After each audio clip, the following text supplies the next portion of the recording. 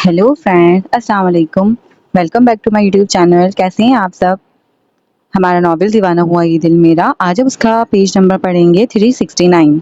Doctor के जाने के बाद ज़मक़ाम मेहरमा को अपने साथ लेकर स्टडी रूम में आया। वहाँ पहले से ही रामेश और जनीक उसका बेसब्री से इंतजार कर रहे थे। ज़मक़ाम रूम में मौजूद सोफे पर बैठ गया, उसके साथ ही मेहरमा भी बैठ गई थी, जबकि रामेश और जनीक ने उनके सामने खड़े थे। मेहरमा, मैं चाहता हूँ जो पाकिस्तान में तुम्हारे साथ हुआ है वो हम सबको तफसील से बताओ। ज़मक़ाम ने मेहरमा से कहा तो वो एक नज़र सबको देखती, गहरा सांस लेकर अपने होठों को तर करती उन्हें पाकिस्तान में उसके साथ जो हुआ वो सब बताने लगी, जबकि बताते हुए आंखें उसकी नम थी, उनमें आंसू साफ दिखाई दे रहे थे। सारी बात बताने के बाद उसने ज़मक़ाम का चेहरा देखा जो गुस्से से सुर्ख हो चुका था। लब जोर से आपस में पेवस थे, जबकि वो खुद बताने के बाद रोने लग पड़ी थी। ज़मक़ाम ने उसे अपने हिसार में लेकर चुप करवाया और उससे पूछा, मेहरमा वो पैकेट कहाँ है जो तुम्हें भालू में मिला था? वो मैं जो बैग लाई थी उसी में मौजूद है। वो अपनी भीगी आंखों को छुपाकर झुकाकर बोली। तो ज़मक़ाम ने रामेश को बैग लाने का इशारा किया, जबकि जनीक तो उस छोटी सी लड़की की बहादुरी और अक्लमंदी पर हैरान था। वो देखने में ही बस नाजुक लगती थी, लेकिन वो थी चालाक और होशियार। रामेश ज़मक़ाम के कमरे से बैग लाया और मेहरमा को पकड़ाया। मेहरमा ने वो बैग पकड़ा और उसे खोलकर अंदर से वो पैकेट निकाला। उसने ज़मक़ाम को एक नज़र देखा जो उस आंखों से पैकेट खोलने का इशारा कर रही थी। उसने धड़कते दिल से पैकेट को खोलना शुरू किया। उसने पैकेट खोला तो उसमें एक डायरी निकली और साथ एक यूएसबी थी। उसने डायरी खोली तो पहले सफ़े पर उसका ही नाम दर्ज था। मेहरमा, अभी डायरी को रहने दो, रात को पढ़ लेना, पहले यूएसबी देख लेते हैं कि इसमें क्या है, वो मेहरमा से बोला। तो मेहरमा जो डायरी पढ़ने लगी थी उसकी बात सुनकर उसने डायरी बंद की और उसे यूएसबी दे दी। जनीक ने अपने पीछे मौजूद टेबल से लैपटॉप उठाकर ज़मक़ाम को पकड़ाया। उसने लैपटॉप ऑन करके उसमें यूएसबी लगाई। उसने ड्राइव खोली तो उसमें से कुछ तस्वीरें और फाइल शो हुई। ज़मक़ाम ने वो तस्वीरें खोली तो पहली तस्वीर आहद साहब के मैनेजर की थी। ये बाबा के मैनेजर हैं। अगली तस्वीर इंस्पेक्टर की थी। ये उसी इंस्पेक्टर ने मुझे पकड़ा था और टॉर्चर किया था। अगली तस्वीर आहद साहब के बिजनेस पार्टनर की थी। ये बाबा के साथ काम करते थे, मतलब बिजनेस पार्टनर थे। आखिरी तस्वीर को ज़मक़ाम ने हैरत से देखा, मगर फिर बात समझ में आते ही उसके चेहरे पर हल्की सी मुस्कुराहट नमूदार हुई, जो किसी के भी देखने से पहले गायब हो चुकी थी।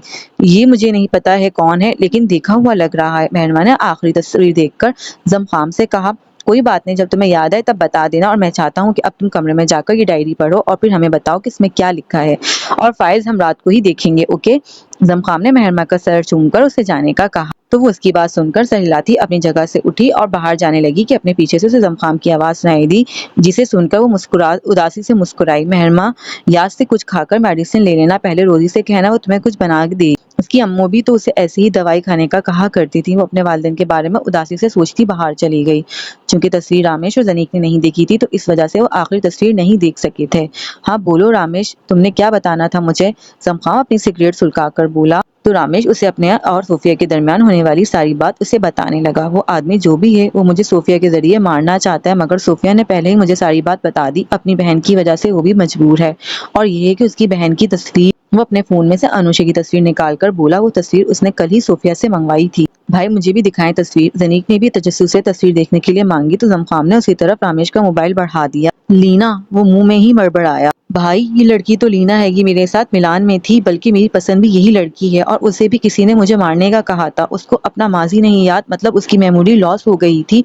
उसने मुझे बताया था कि ये 1 साल पहले ही कोमा से होश में आई है।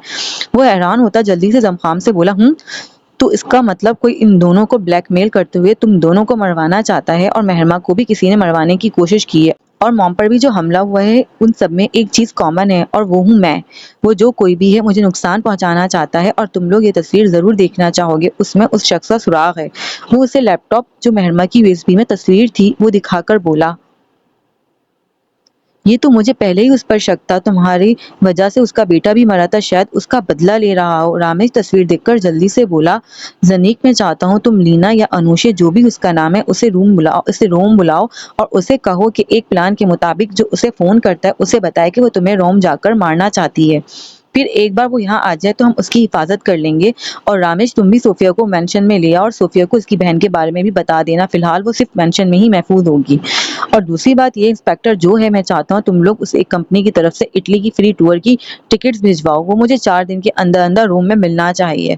वो उस इंस्पेक्टर की तस्वीर देखा तो बोला, जिसने मेहरमा को मारा था, और पाकिस्तान में जारून से बात करो, वो उस प्लान में हमारी मदद करेगा।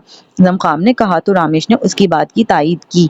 वो मजीद उस प्लान को डिस्कस करने लगे। वो जान चुके थे उन सब के पीछे कौन है, अब बस उसके जाल में ही फंसाकर वो उसे मात देना चाहते थे। मेहरमा अपने कमरे में आई और धड़कते दिल के साथ डायरी खोली और बेड पर बैठकर पढ़ना शुरू कर दी। उसे तो मेडिसिन लेना भी याद नहीं रहा था। वो बस ये डायरी जल्द से जल्द पढ़ना चाहती थी। माजी, कराची, पाकिस्तान। अहद साहब को मुसलसल बिजनेस में लॉस हो रहा था। उनके बिजनेस पार्टनर ने उन्हें एक डील के बारे में बताया जिससे उनका डूबता बिजनेस बच सकता था। वो ड्रग्स को इम्पोर्ट और एक्सपोर्ट करने की डील थी। उससे न सिर्फ उनका बिजनेस बच जाता बल्कि उनको मुनाफा भी होता। अहद साहब पहले तो नहीं मान रहे थे, फिर अपने पार्टनर के मुसलसल मनाने पर आखिर वो मान ही गए थे। उन्हें पता चला था कि वो ये डील जिससे कर रहे थे वो लोग बहुत खतरनाक हैं। इस वजह से उन्होंने मेहरमा को यहाँ से दूर पढ़ाने के लिए भेजा, क्योंकि उनका इरादा अपना बिजनेस स्टेबल करने के बाद ये डील खत्म करने का सोचा था। मेहरमा के जाने के बाद वो थोड़ा पुरसुकून हो गए थे, मगर फिर 1 साल बाद उन्हें पता चला कि उनके पार्टनर ने ड्रग्स के साथ ह्यूमन ट्रैफिकिंग की भी डील कर ली थी। वो तो अपने पार्टनर से सख्त गुस्सा हुए, पकड़े जाने की परेशानी अलग थी। उन्होंने सारी बात आरजू बेगम को बताई तो वो डर गई, क्योंकि अहद साहब को धमकियां मिलने लगी थी कि अगर उन्होंने किसी को बताने की कोशिश की तो वो उन्हें मार देंगे। उसी दौरान आरजू बेगम ने अहद साहब से बात करके साद और मुईद को भी यूएसए भिजवा दिया। वो उन दोनों की जान खतरे में नहीं डालना चाहते थे। इसी वजह से वो मेहरमा को पाकिस्तान वापस आने नहीं दे रहे थे, मगर फिर अहद साहब ने आहिस्ता आहिस्ता अपने पार्टनर का भरोसा जीतकर उनके खिलाफ सबूत इकट्ठा करना शुरू किए और उसी दौरान ही उन्हें पता चला कि पुलिस भी अब उन सब में शामिल है। वो 2 साल की मुसलसल मेहनत के बाद आखिर उन्हें सबूत मिल ही गए और सबसे बड़ी बात, उस शख्स की तस्वीर जो ये सब स्मगल करता है, यानी उस बिजनेस के असली मालिक की, वो सब सबूत फाइल्स में मौजूद थे जो यूएसबी के अंदर मौजूद थी। लेकिन उनसे एक गलती हो गई, उनकी फुटेज कैमरे में रिकॉर्ड हो गई जब वो फाइल्स कंप्यूटर से कॉपी कर रहे थे। हाँ साहब ने पहले ही वो यूएसबी और डायरी मेहरमा के भालू में छुपा दी थी कि ये सोचकर कि कोई भी उसमें सबूत नहीं ढूंढेगा। उस रात वो आरजू बेगम के साथ लंच कर रहे थे जब उनका पार्टनर और इंस्पेक्टर जबरदस्ती घर में दाखिल हुए और उससे सबूतों के बारे में पूछने लगे और फिर उनके ना बताने पर अहाद साहब और आरजू बेगम के साथ कामवाली और सिक्योरिटी गार्ड को भी उन लोगों ने मार दिया। डायरी पढ़कर वो ज़ारो कतार रोने लगी। वो यहाँ कितने मज़े से रह रही थी और वहाँ उसके माँ बाप दिन रात परेशान रहते थे। ज़मख़ाम जो सारा प्लान डिस्कस करके कमरे में आया था, मेहरमा को रोता देखकर जल्दी से उसके पास आया और उसे अपने हिसार में लेकर चुप करवाने लगा। मेहरमा ने रोते हुए हिचकियों के साथ सारी बातें ज़मख़ाम को बता दी थी, जिससे अब ज़मख़ाम को सारी बात समझ आ चुकी। मेहरमा, मुझे पता है कि वो आखिरी तस्वीर किसकी है और तुम उस शख्स से मिल भी चुकी हो। ज़मख़ाम मेहरमा को चुप करवा के उसकी बात सुनने के बाद बोला, ज़मख़ाम कौन है वो मुझे बताओ, मैं उससे खुद मारूंगी। तुम्हारे अलावा और भी कई लोगों के उससे हिसाब निकलते हैं। मेहरमा, अभी तुम आराम करो, कल इस बारे में तुम्हें सब पता चल जाएगा। वो उसकी बात सुनकर बोली तो ज़मख़ाम ने उसे जवाब दिया। मेहरमा ने उसकी बात सुनकर अपना सर हिलाया। रामेश सूफिया को प्लान का बताकर उसे मेंशन लेकर आ रहा था, लेकिन उसने अभी अनुषा के बारे में उसे नहीं बताया था। वो चाहता था कि वो खुद उससे मिले और अभी रास्ते में थे जब रामेश ने उससे पूछा, सोफिया तुम्हारे डैड कहाँ हैं? उनकी वजह से भी प्लान खराब हो सकता है। वो वेनिस गए हैं 1 हफ्ते के लिए, सोफिया ने जवाब दिया तो रामेश ने उसकी बात पर सर हिलाया। रामेश ने जब उसके चेहरे पर परेशानी देखी तो उसका हाथ पकड़कर अपने होठों से छुआ। क्या बात है, परेशान लग रही हो? अगर कोई बात है तो मुझे फौरन बता दो, ये ना हो कि बाद में हमें कोई परेशानी हो। वो मुझे डर लग रहा है, अगर कुछ गलत हो गया तो मैं तुम्हें खोना नहीं। वो आंखों में नमी लिए उदासी से बोली, तुम्हें डरने की जरूरत नहीं है। ज़मख़ाम ने पहले से ही सारे इंतजाम किए हुए हैं। और क्या उन्होंने तुम्हें डराया है? नहीं, उनका फोन रात को आया था। मैंने कहा वो 2 दिन तक धैर्य दे देगी। वो चाहते हैं कि मैं जल्द से जल्द अपना काम करूं। हम बस फिर दोबारा उनका फोन आए तो कह देना कि कल तुम मुझे जहर दे दोगी। मैं बता दूंगी, सूफिया ने कांपती आवाज में जवाब दिया तो रामेश ने उसका हाथ फिर अपने होठों से छूकर उसे तसल्ली दी। तुम्हारे लिए वैसे 2 सरप्राइज है मेंशन में। उसने अभी मेहरमा के वापस आने का नहीं बताया था। उसी वजह से सोफिया को मेहरमा के वापस आने की खबर ना थी और अनुषा ने रात को रोम पहुंचना था। क्या वाकई आप सच बोल रहे हैं? मुझे शुरू से ही सरप्राइज पसंद है। पहले अनुषा देती थी, फिर उसके बाद किसी ने नहीं दिया। वो पहले आंखों में चमक लिए बोली और आखिर में उदासी से बोली, हम मेंशन बस पहुंचने वाले हैं। यकीनन तुम्हें सरप्राइज अच्छा लगे। वो ज़मख़ाम के साथ थोड़ी देर पहले यूएसबी में मौजूद फाइल्स देखकर फारिग हुई थी और अब अलीज़े से मिलकर हॉल में बैठी रोजी से बात कर रही थी, जबकि ज़मख़ाम उस वक्त ज़नीक के साथ स्टडी रूम में था। रोजी, मुझे पास्ता बना दो, मैंने पाकिस्तान में तुम्हारे खाने को बहुत मिस किया था। वो पाकिस्तान के जिक्र पर उदास हो गई थी, मगर फिर खुद को संभाल कर बोली, वो मजबूत बनना चाहती थी। रात को ही ज़मख़ाम ने उसकी बात साद और मुईज़ से करवाई थी। वो भी काफ़ी दुखी थी, मगर फिर उसने उन्हें समझा दिया था और पाकिस्तान में किसी भी राब्ते से मना कर दिया था। वो जानती थी फिलहाल इन सबकी जान को खतरा है। वो पहले ही अपने माँ बाप को खो चुकी थी, अब उन्हें नहीं खोना चाहती थी। जी मैम, अभी बना देती हूँ। और कुछ तो नहीं खाना आपने? रोजी की आवाज से सोचों की दुनिया से बाहर लाई। नहीं रोजी, बस उन सोफिया के लिए भी कुछ बना लेना। मुझे जमखाम ने बताया है कि रामेश सोफिया को लेने गया है और अब वो हमारे साथ यहीं रहेगी। मुझे तो बहुत खुशी है कि अब वो हमारे साथ रहेगी। उसकी खुशियों से भरपूर आवाज सुनकर हॉल में आते जमखाम के लब फैले। हाँ, मिसेस बड़ी खुश नजर आ रही हो, खैरियत? वो मजे से बोलकर उसके साथ बैठ गया, जबकि रोजी मुस्कुराते हुए किचन में चली गई।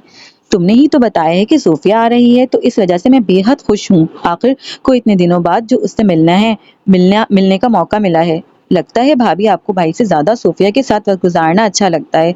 जनीब भी मेहरमा की बात सुनकर सोफे पर बैठकर मुस्कुराते हुए बोला, हाँ, और तुम्हें पता नहीं तुम्हारे भाई हद से ज्यादा खड़ूस और सरियल था। ये तो मेरे आने से मुस्कुराने लगा है, वरना उसके साथ वक्त तो वक्त ही नहीं गुजरता था। वो मुस्कुराते हुए जमखाम को मुंह चढ़ाते हुए बोली तो जनीब ने कहका लगाया, जबकि जमखाम भी मुस्कुराने लग पड़ा। मेहरमा, जरा अपने बारे में भी तो बताओ कि तुम कितनी हंसमुख थी, और ये बताओ कि तुम्हें कुत्तों से कितना प्यार है। याद है ना जब जैकी को तुमने देखा था? उस कुत्ते को अब बेच दो जमखाम, मैंने अब यहाँ ही रहना है और मुझे बिल्कुल मंजूर नहीं कि वो मुझे काटे और मुझे टीके लगे। वो उसकी बात सुनकर भी मुंह बिगाड़ते हुए बोली, बिल्कुल नहीं, बच्चा है वो मेरा। मैं उसे तुम्हारे डर की वजह से बिल्कुल भी नहीं बेचूंगा। हाँ, हाय तौबा करो दमखा, वो तुम्हारा बच्चा बिल्कुल भी नहीं देखना। मैंने जल्दी से ही उसे मेंशन से निकाल देना है। अगर तुम्हें तुम्हारा बच्चा इतना ही प्यारा है तो उसके साथ ही चले जाना, मैं अंकल से बात कर लूंगी। कभी भी नहीं, ये मेरा घर है और जैकी का भी हम कभी यहाँ से नहीं जाएंगे, बल्कि मैंने तो उसका पिछली तरफ लॉन में घर बनाया हुआ है और वो वहाँ ही रहेगा। वो उसकी बात सुनकर अपनी मुस्कुराहट दबाकर बोला, उसे मजा आ रहा था उसे तंग करने में, और वैसे भी वो कल से ही काफी परेशान और उदास थी। अब ही उसका मूड फ्रेश लग रहा था और उसे बर्बाद नहीं करना चाहता था। जबकि जनीक उन दोनों को लड़ता देखकर मुस्कुरा रहा था। रामेश सोफिया को लेकर मेंशन में दाखिल हुआ तो वो लोग जब हॉल में दाखिल हुए तो मेहरमा की आवाज सुनकर सोफिया जल्दी से अंदर दाखिल हुई, जब मेहरमा जमखाम से लड़ रही थी। मेहरमा, उसने खुशी से उसे पुकारा तो मेहरमा जमखाम से लड़ना छोड़कर जल्दी से भागकर सोफिया के पास गई। सोफी, मैंने तुम्हें बहुत याद किया यार, और तुमने मुझे किया? हाँ, मुझे काफी दिनों से तुम्हारी याद आ रही थी। तुम एक हफ्ते का बोलकर 2 हफ्तों बाद आई हो, और ना ही तुमने पाकिस्तान जाकर कोई राब्ता किया। सोफिया उससे अलग होती ही शिकवा करके बोली, वो बस थोड़ी मसरूफ हो गई थी। वो उसकी बात सुनकर उदास होती तो गोलमोल जवाब दे गई, सोफिया कैसे हो तुम?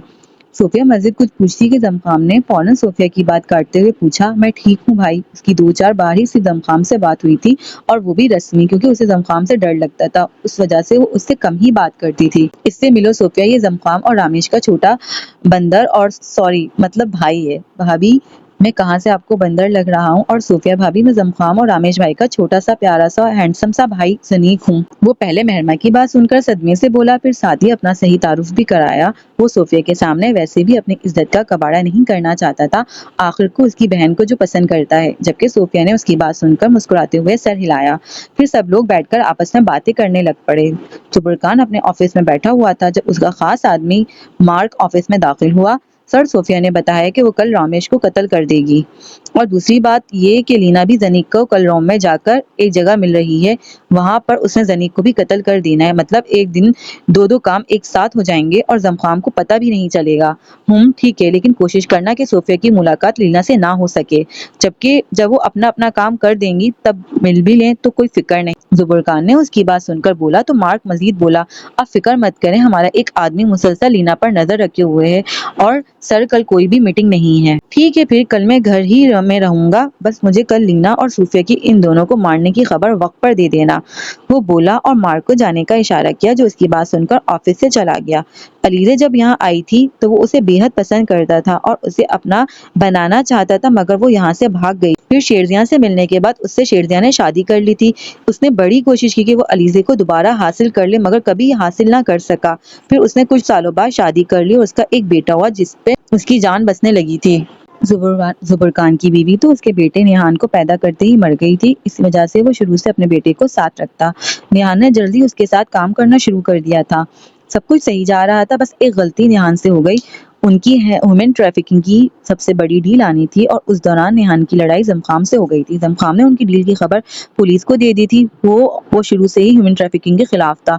इस वजह से उसने ये किया था। पुलिस ने जुबैर खान के बेटे को ह्यूमन ट्रैफिकिंग के जुर्म में पकड़ लिया था, मगर उसने पुलिस से भागने की कोशिश की तो पुलिस ने उसे पकड़ने के लिए फायर किए, मगर वो 4 गोलियां लगने से मर गया। और ये मंजर थोड़ी दूर गाड़ी में बैठे जुबैर खान ने अपनी आंखों से देखा। उस दिन के बाद से उसने जुबैर खान को बर्बाद करने का खुद से वादा किया था। उसने ह्यूमन ट्रैफिकिंग का बिजनेस दोबारा 1 साल बाद शुरू किया और उसके लिए उसने पाकिस्तान से आगाज किया। वहाँ उसने मेहरमा के बाबा और उनके पार्टनर से डील की थी और यहाँ से उसने पहला काम अल्बर्टो को फंसाकर जमखाम की मां को मरवाने का किया, जो उस बेवकूफ ने बगैर सोचे समझे कर दिया। उसने ही अल्बर्टो की बेटी को मरवाया था। उसके बाद उसने बस खामोशी से जमखाम को पागलों की तरह उस आदमी को ढूंढते देखा था जिसने सबूत अल्बर्टो को दिए थे, मगर वो पहले ही उसे मार चुका था।